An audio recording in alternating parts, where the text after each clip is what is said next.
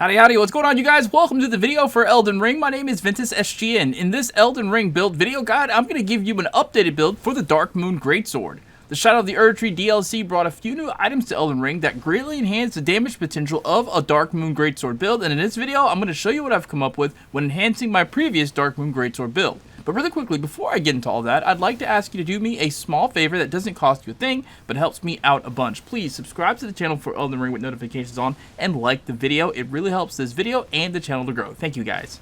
Alright, equipment for this build is first and foremost the Dark Moon Greatsword. The Dark Moon Greatsword is a weapon that comes with a unique attack called Moonlight Greatsword. This skill imbues the sword's blade with frost and increases its magic attack power. When you use the skill, it makes this weapon's charged attack shoot out a blast of magic.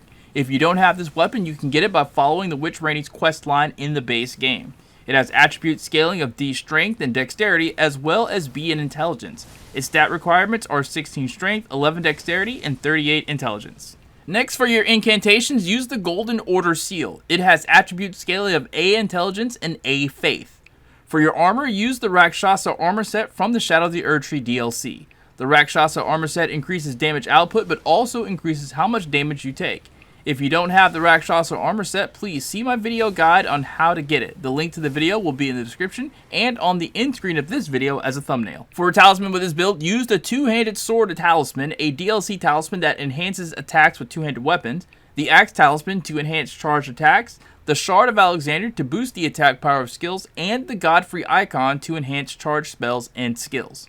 For the mixed Wondrous Physic, you can go a few ways with this. I personally go with the Stone Barbed Crack tier to make stance breaking easier on enemies, and the Opaline Hard tier to boost damage negation. In my opinion, whenever you're using the Rakshasa armor set, the Opaline Hard tier is absolutely necessary. Now, if you want to further enhance charged attacks, doing the maximum amount of damage with the Dark Moon Greatsword, substitute the Stone Barbed Crack tier with the Spike Crack tier to enhance your charged attacks. For your stats, since this is mainly a strength and intelligence build, boost those to the highest. Either 60 to 70 in strength and then 50 to 55 in intelligence, or vice versa. If you want the Dark Moon's magic attack to hit harder, you want to put the 60 to 70 in the intelligence and then 50 to 55 in your strength. For your mind, a safe number there is 40 to 45. It costs 32 FP to activate the Moonlight Greatsword, but once it's activated, you can fire off magical charge heavy range attacks at no additional cost, so your FP does not need to be super high at all. Endurance should have a little extra in it because when putting together this build to go around and fight bosses and stronger mobs, I found that more often than not my stamina was draining fast with all of those heavy attacks. Dexterity can be its lowest score. The weapon needs an 11 dex to use, so I guess 11 is fine. Your faith should be at 30, so you can use the standard buff spells. Your arcane can have nothing in it at all. Incantations that you're going to want to use with this build are Blessing's Boon for heals over time when zone clearing, Golden Vow for enhanced attack and defense, Flame Grant Me Strength for enhanced physical and fire affinity attack power, Black Flame's Protection for physical damage negation, and one other elemental defensive spell for whatever boss type you're facing. For attack incantation, use Giant's Flame Take Thee, Lightning Spear, and Ancient Dragon's Lightning Strike. Using this build in combat is actually very simple. Summon your Spirit Ashes, let it get boss attention, then sit back and spam charged heavy attacks from the activated Moonlight Greatsword.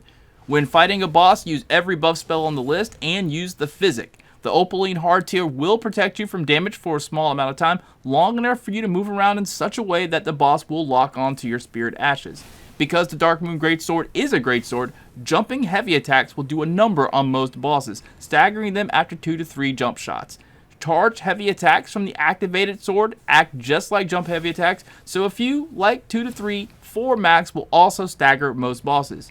If it's at all possible, try to get at least one activated charged heavy attack right in front of the boss to hit them with both a physical attack and a magical attack. This kind of an attack does the most damage.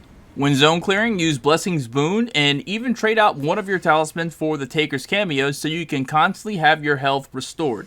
Using the activated charged heavy attack on just about anything gives a little bit of stun, allowing you to hit a lesser charged heavy attack. I also found good results when using the sword one-handed and alternating between lightning spears and charged heavy attacks on zoned mobs. Try this build out and let me know what you think.